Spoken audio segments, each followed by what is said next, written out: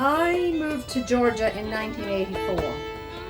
I came to Augusta, Georgia, but prior to that, an organisation had been seeded here by a Dubliner.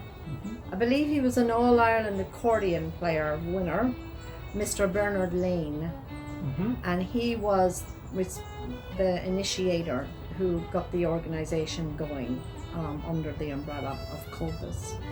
Himself, Bernard and Kathy Lane. And I would say that Mike Simpson was involved fairly early on in Atlanta. Okay.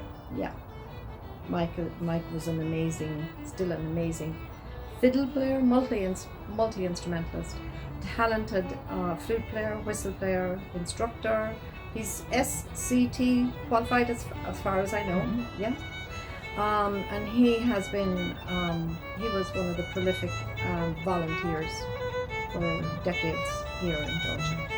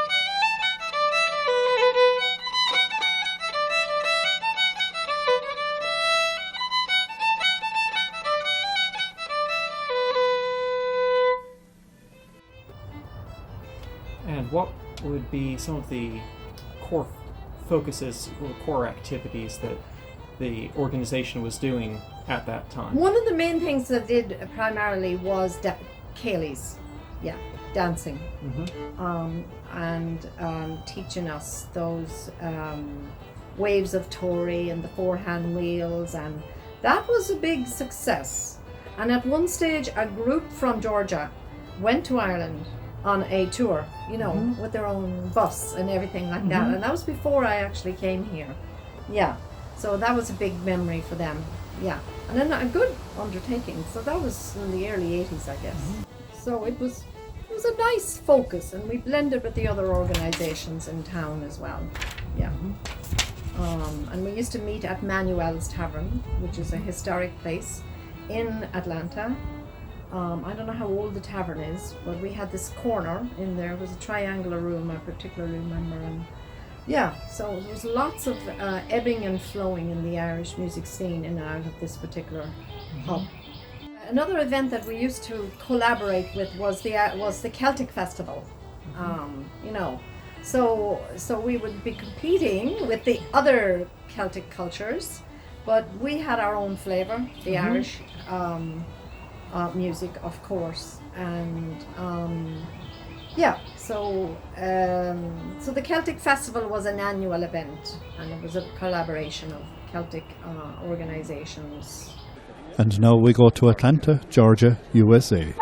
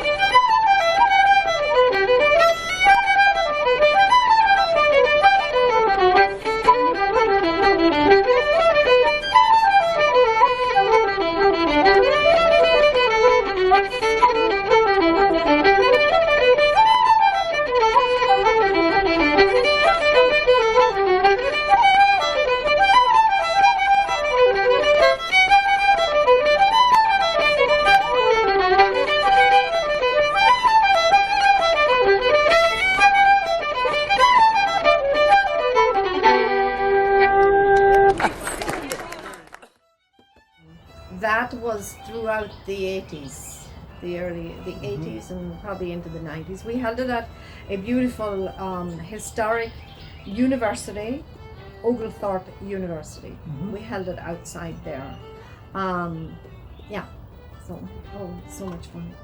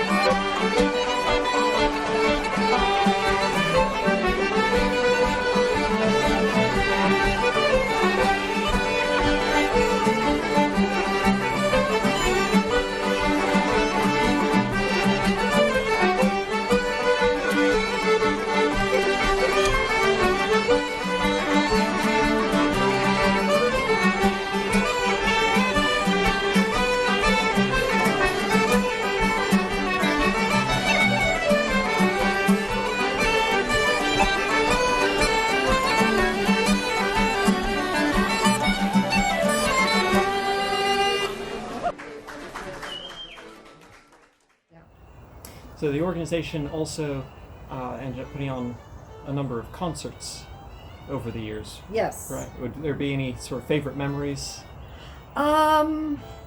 Yes, there were some. Well, I have one memory, which is kind of funny.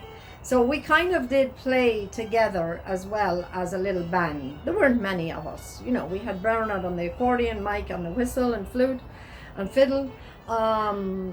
Maybe another flute player or two, people who came and went. We also had an amazing guitar player, Frank Hamilton. He has now runs the Frank Hamilton School in Georgia. He was member of the Weavers way back in the early 60s, but he is as young as you and I. Yeah, great musician, and he played with us. So and then I was kind of the singer, and I played the drum, you know. But anyway, one of the funny places that I remember going to for a gig was we were booked to play in this place north of Atlanta, and it was a private party. But then these folks called their home, they called it the Bog. And I was like, I don't think I'm going to be bragging about singing at the Bog. You know, this is weird. So anyway, but I do remember that. But it was, hey, it was a good, yeah, it was very authentic kind of event. The branch grew and from strength to strength, and we then people began to look to us to host this annual national convention, which a lot of the members will know.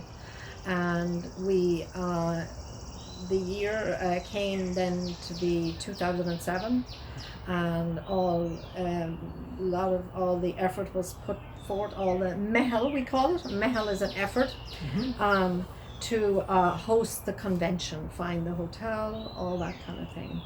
So yeah, that was a very prolific event for us. Yeah, and it was a big success.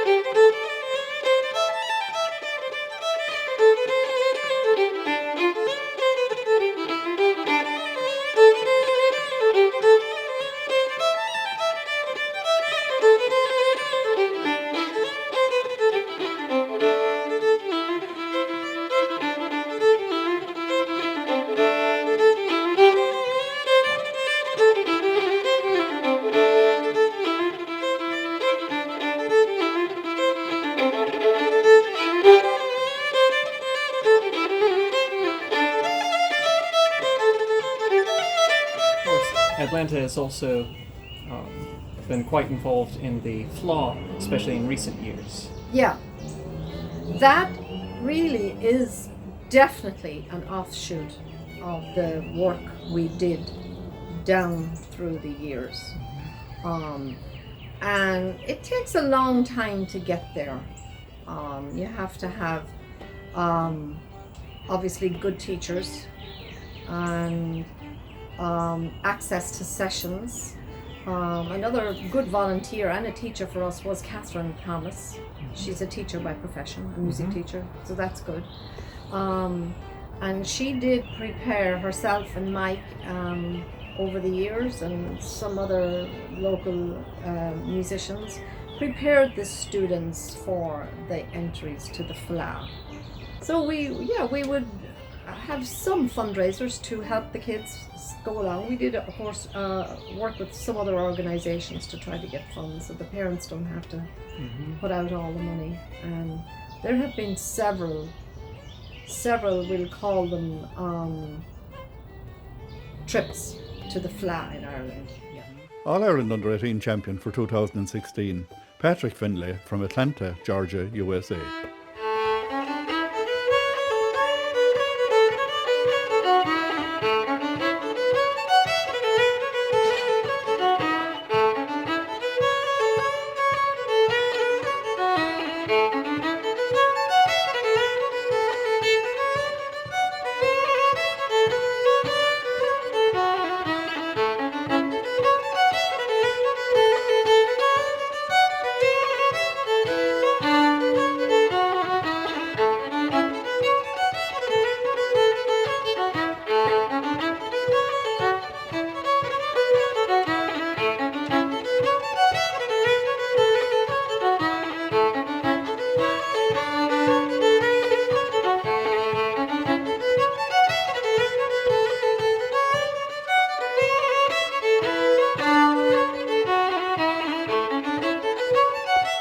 We worked and collaborated with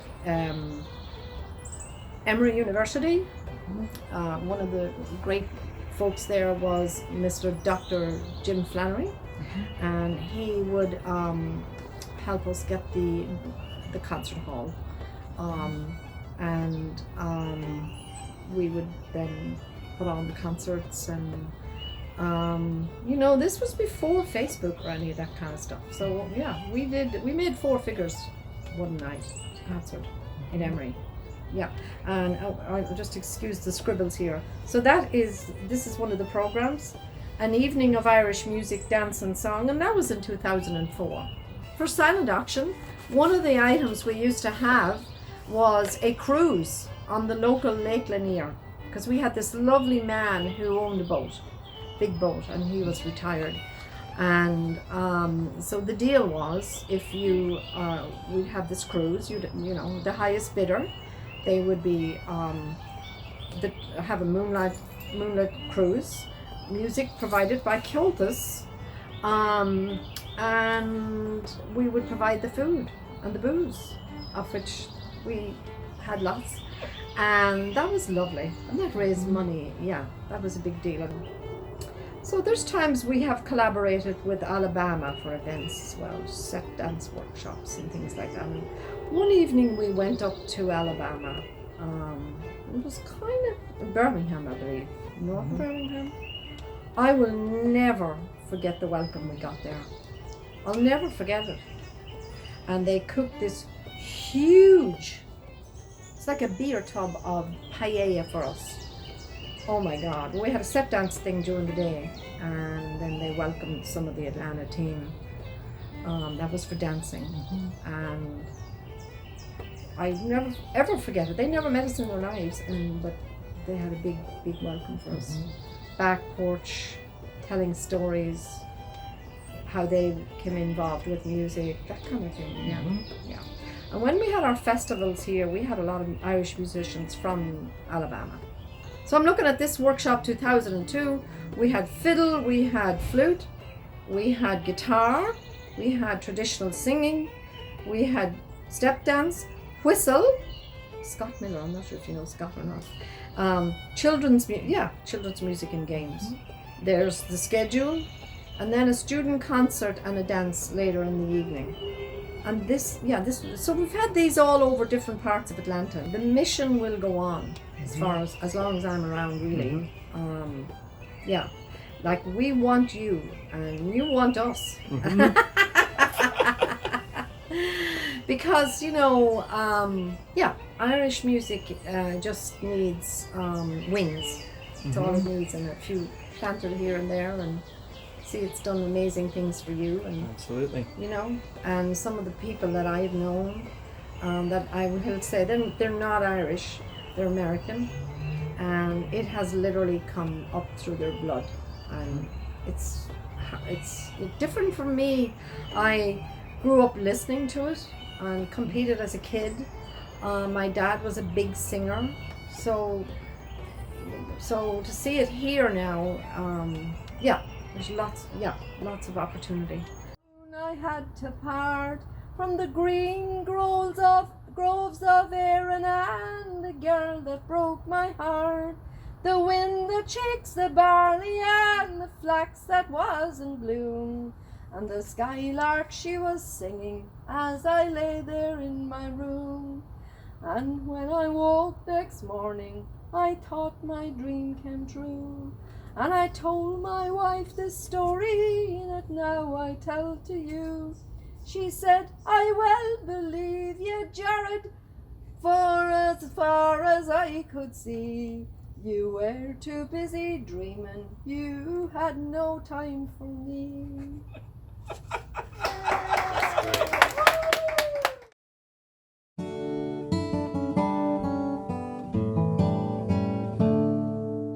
Hello, my name is Dimitri Alano, Vice Chair of Indianapolis Irish Arts Comhaltas Branch. I'm also the Director of the Indianapolis Ceilidh Band and the Irish Arts Academy of Indianapolis. Indianapolis Irish Arts is a very young Comhaltas branch, founded in 2019, but its roots go back nearly 10 years with the formation of the Indianapolis Ceilidh Band and the Irish Arts Academy of Indianapolis.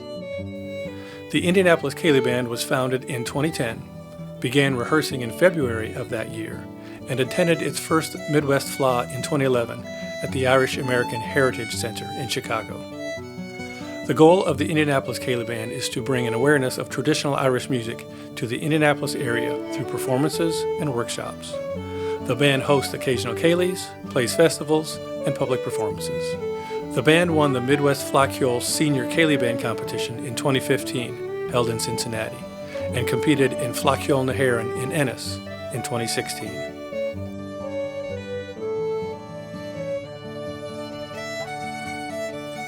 The band continues to be very active today, and many of the band members are officers in the Indianapolis Comhaltas branch and are driving forces in Irish music in Indianapolis.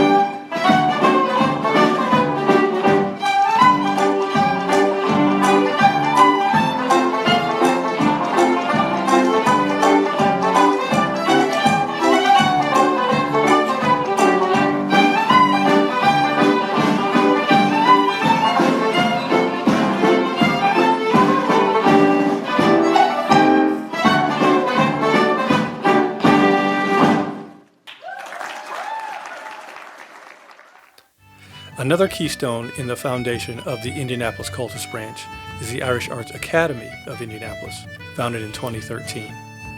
The school teaches traditional Irish music and language. Its mission is to bring Irish culture and arts to Indiana through education and performance. With a staff of 7 active teachers, the Academy is continually striving to involve the community and promote the benefits of learning Irish music, language, and culture. With this infrastructure laid of the Indianapolis Ceilidh Band and the Irish Arts Academy of Indianapolis, and along with the longtime guidance of Mike and Kel Cole of the Murphy Roach Comhaltas branch, Indianapolis applied for admission as a Comhaltas branch in 2019. We were approved at the Midwest Regional meeting that year, then later approved by Dublin HQ. Our founding officers are, left to right, Andy Strootman, Delegate, Alberta Lathan, Delegate, Dimitri Alano, Vice Chair, Mario Hoven, Treasurer, Dave Baghdad, Chair, Robin Jedlicka, Secretary, Ed Delaney, PRO, and not pictured, Brenda Sutton, our Language Officer. In 2020, Indianapolis Irish Arts taught lessons virtually through the pandemic, held occasional virtual sessions, and continued to plan for the future. In conjunction with the Indianapolis Ceilidh Band, the organization produced a program titled Hope in the Time of Isolation, a series of 3 videos discussing how artists who are accustomed to functioning in larger groups are finding ways to cope with being alone during lockdown. Indianapolis Irish Arts is a proud member of Comhaltas Units, and we are eager to continue to promote traditional Irish music and culture in our community and around the world.